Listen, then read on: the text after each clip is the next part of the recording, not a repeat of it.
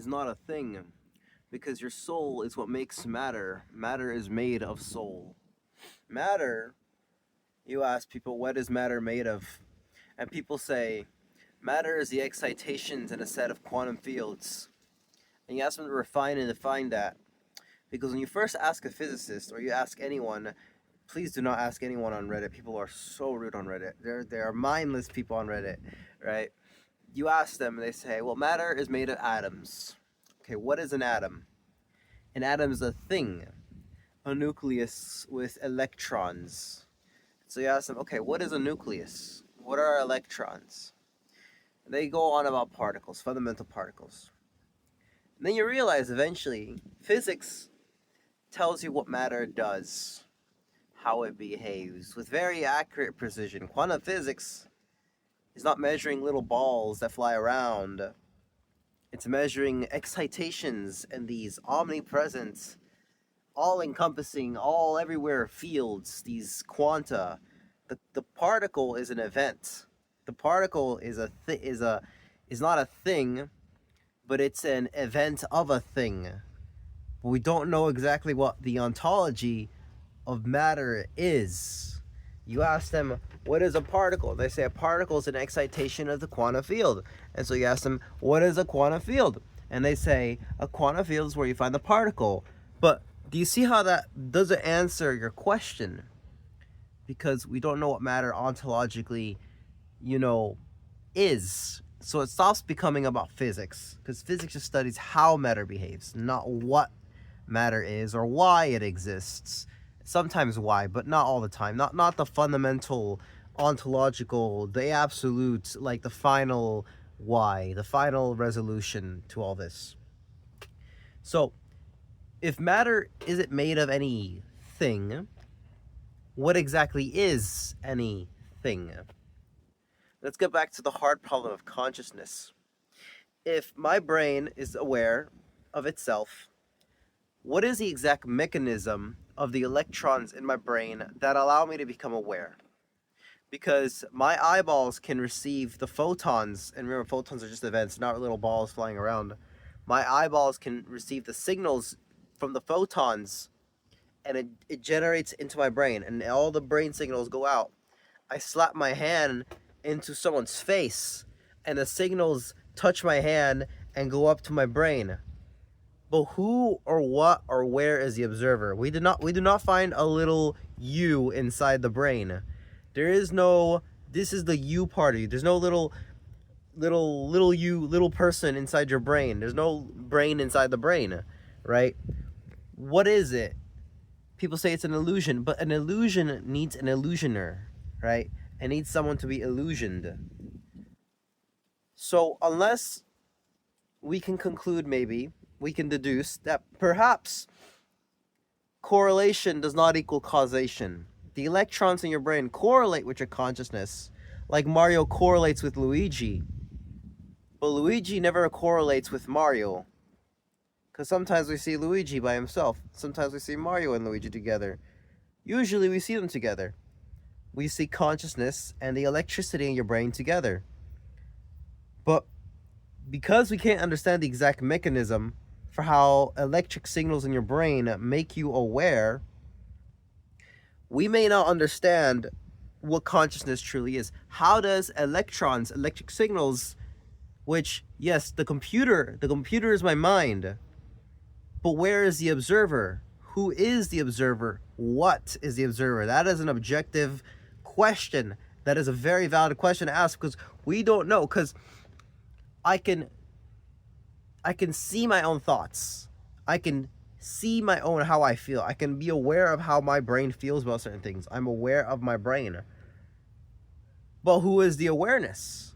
If I can see my thoughts, then I am not my thoughts.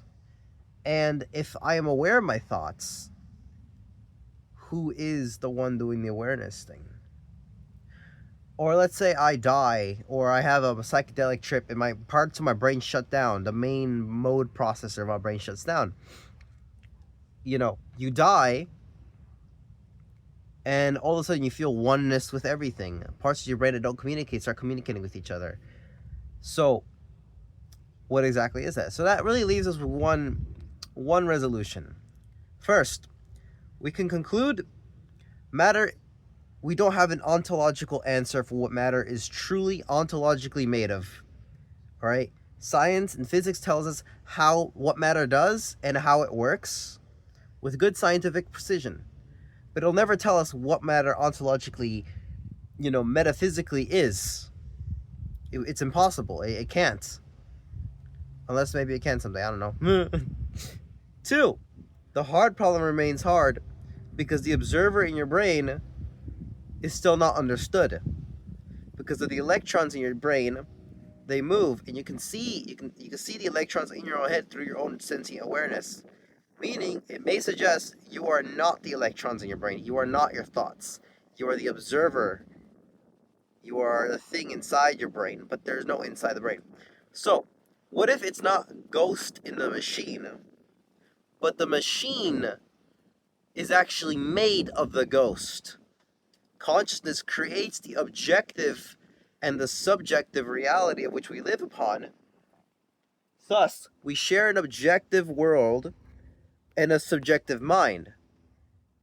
Because you may not believe this, but I've been able to bend spoons with my mind. Can I film it? I have tried and tried and tried, but the phenomenon won't let me prove it.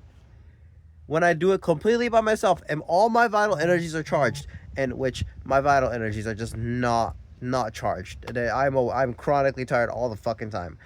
Or I do CE5, I meditate, I project my thoughts out, I see these orbs, and they move with intelligent precision. They move like this, and they zigzag, and they move with intelligence, and they just appear, and they disappear, and 4 more appear, and 3 more appear, all that.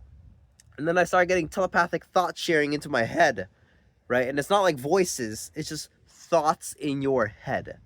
Like you're sharing thoughts, and they read your mind, they know exactly what you're thinking. Which is why your shadow work is so incredibly important, is it doesn't matter. You might be like a pedophile or something. The aliens don't judge you, except for the negative ones. The negative ones are going to totally use that against you, right? So, you could be like a serial killer, a murderer, a rapist, or whatever. Whatever it is. They won't, the positive aliens, they're not going to judge you because they follow this fundamental law of unity. That doesn't mean you can do whatever you want to them, right? They're not going to let you like molest them or some shit, right? But the fundamental unity of creation is the law they follow.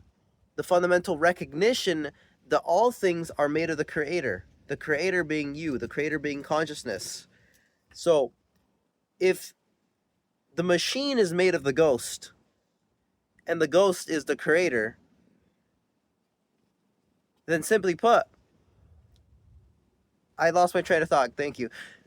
I can summon UFOs with CE5 meditation, which means my mind or my consciousness can do something to my mind which projects upwards, and they can see it, and they can communicate with me, which opens the veil, which, now I remember what I was going to say, which, yes, they can read your thoughts. They can always read your thoughts. They know everything. They don't worry about your intrusive thoughts. One time, I had so many weird intrusive thoughts when I was talking to the aliens. They don't care. I asked, they don't give a shit. They don't care. They just care about the law of unity. Because the thing is, what this reality is, it is, imagine if God, all right, God is not a person or a man or a bearded person in the sky, all right, no sky daddy here, right? If there was a single primordial substrate, a complete unified substrate, and it decided it wanted to express itself as many, many things, as infinity, so it came out and it created all this, and then all of that is just an expression of itself. So it is expressing itself as many things, as you, as the rock, as the tree, as the pile of shit, as a serial killer over there down the street,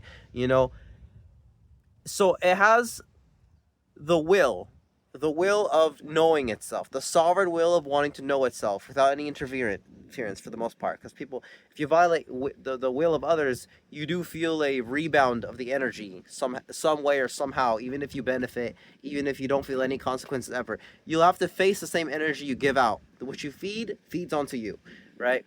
So either you take it with stride or you deny it and live in ignorance and delusion for the rest of your life, right? The will. There's the will of the creator, right? The will of the sovereign. Then there is the recognition. The recognition, or people say love, but I don't want to say the words love and light. I don't, I'm not a fucking hippie, bro. The recognition. You recognize all is the creator. Adolf Hitler is the creator. Joseph Stalin is the creator. Donald Trump is the creator. All these people from all over the world, from all these historical periods, you know, as controversial or as loved as they may seem, they are all the creator, right? The tree, the grass, that weirdo shitting in the streets, you know, they're all the creator. And you also have free will. So you're allowed to not like them. You're allowed to be like, that guy's a fucking idiot, right? Fuck that guy. He's a fucking retard, you know? And there's the recognition that all is the creator. And your goal is to recognize the creator within everything. And then there's light. Light, not in a photon kind of sense, but as a creation principle. Your intent put into creation, right? Your intention manifests as something. Because in reality, this universe is a ballroom made of dancing thoughts and intentions and creations. That's what the material world is made of. And once we realize that, this world becomes more, is the word malleable? Movable. You can manipulate it more and more and more. So as all the humans in this petri dish we call the earth evolve, we can change the earth itself. We can do many amazing things. And only through forgiveness, which does not mean you have to let people keep hurting you, right? It just means to really choose that you're going to let go of hatred and let go of wanting revenge, and you're going to go and you're going to walk out and you're going to just heal. Yes, you're allowed to defend yourself too, because if someone's trying to kill you, you can beat their ass. You know, you have to defend yourself in order to forgive others eventually, you know? So forgiveness, and then you move on to the next stage of the human planetary evolutionary cycle, which answers the Fermi paradox, as ascended civilizations do not intervene with lowly civilizations. Because imagine I go to India right now and I give everyone machine guns. That's not gonna go well. For me, India is like a really, really messy civilization. And I'm not gonna say the West is any better. What I mean, in terms of like what I would prefer, I would definitely prefer being in the West. I'm sorry, but like, I like a lot of parts of the West. I like a lot of parts of the East as well. I like everywhere. You're gonna find pros and cons. That's the nuance of this reality, right? You know, as the civilization develops more complexity until it reaches hyper complexity into a state of apotheosis where it graduates and ascends. After which, it can graduate and it stays there in this peaceful, egalitarian, communistic society for millions of years, and it hides its planet and civilization from every other unadvanced civilization, right? They communicate in metaphysical kinds of light, right? I can prove this if you're willing to first have some faith in it, and you do like CE5 meditation, and you are consistent. Because people say if it's not falsifiable, it's not true. But that's not true, because sure, you might not call it a science because it's not falsifiable, but just because it's unfalsifiable doesn't mean it's not true. If I had a magic wand, we presume for this that I had a magic wand and it only made rabbits. You can't falsify that it can't make rabbits because it can only make rabbits, right? So if I meditate and no orbs show up, that doesn't mean it's not true. It just means try it again. Have more consistency, night after night, all right? It is unfalsifiable. That doesn't mean it's not true. It just makes it unscientific to our understanding of what we call science, our materialist paradigm, which is already outdated due to quantum field theory telling us matter isn't really made of any solid thing. It's just events. So, what we have here now is a conundrum, a little conundrum, where the scientific community has to have some faith, which is not science, in order to observe the higher reality we live in, which will terrorize a little bit of the religious people and some of the atheistic people, because you'll realize the Abrahamic religions are just amalgamations of many different encounters that happened over time, hierarchical systems, patriarchic systems, and botched alien encounters and negative alien encounters with higher civilizations, because there are negative, higher advanced civilizations, like really evil civilizations out there. But they're not as common. They're not as common. They do mess with your head. They do telepathically, psychically mess with your fucking head. So you gotta recognize when that's happening, and you gotta clear your head a lot, and I mean a lot of balancing inside. They will fuck with you 100%. They will fuck with you and make you fucking crazy. That's why discernment and balance is so important, right? What was I talking about? Okay, so once we reach that stage of development, that post-apotheosis stage, it's like very heavenly. It's very nice, very tranquil, very pleasant to be around. It's very nice. It's peaceful. You can really just enjoy your life. Go out. You probably don't have to eat as much anymore because you could just. It's all matter. Matter is made of the spirit, and the spirit makes matter. So, then the spirit can then The more conscious you are, the more you can make yourself more conscious. The more aware you are in your environment, the more you can change your environment. Unless you can't, but usually you can to an extent.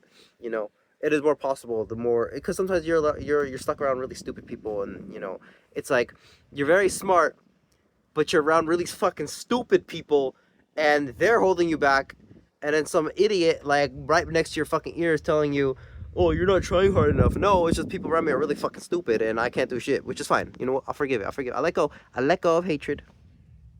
But it's really it's like how stupid, isn't it? It's really fucking stupid. It's kind of retarded. Anyways, after that, civilizations individualize a little more, right? We go back to a higher dimension after that one, where we transcend the material world entirely, and we are more personalized, and we became more archangel like, where you're much more capable of a lot of things. You enter the ethereal realms, and it's more complicated.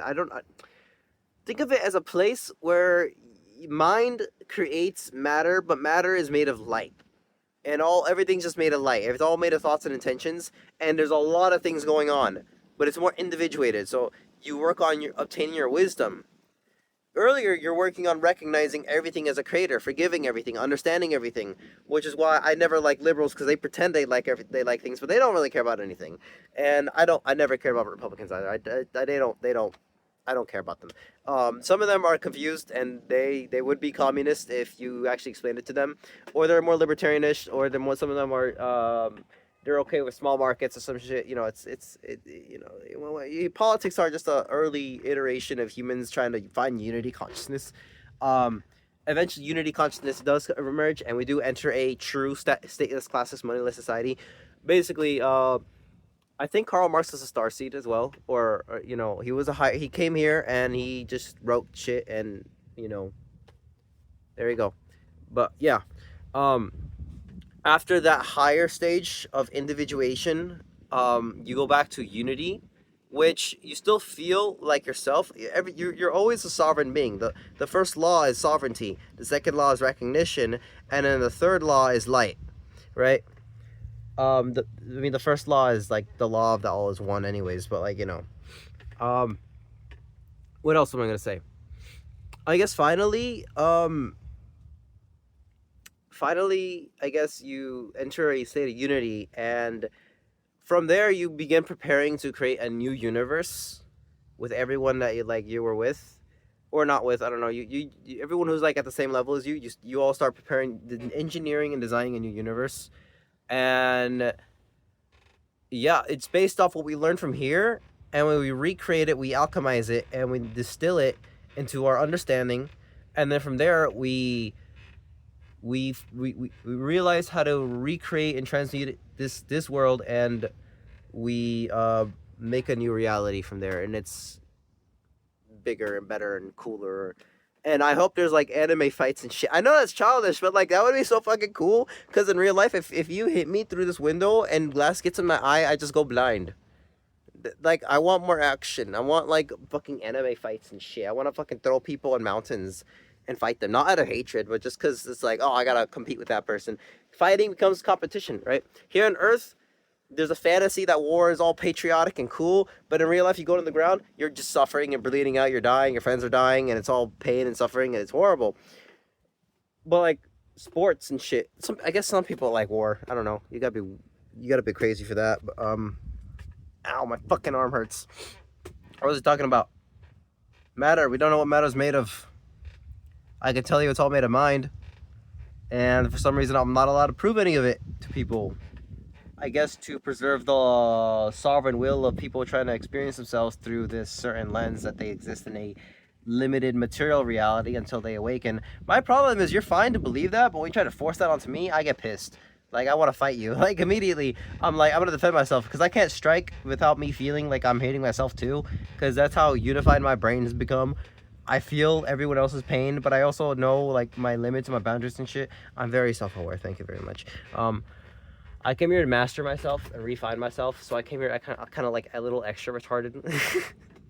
So, yeah, I'm just a little guy. I'm a little kitty cat. Meow. Right? That's it. I got nothing else to share. I mean, your goal right now, Mr. Human, watching this, is just to recognize the creator and the all, find your own sovereignty, find your own recognition, and create your own light within.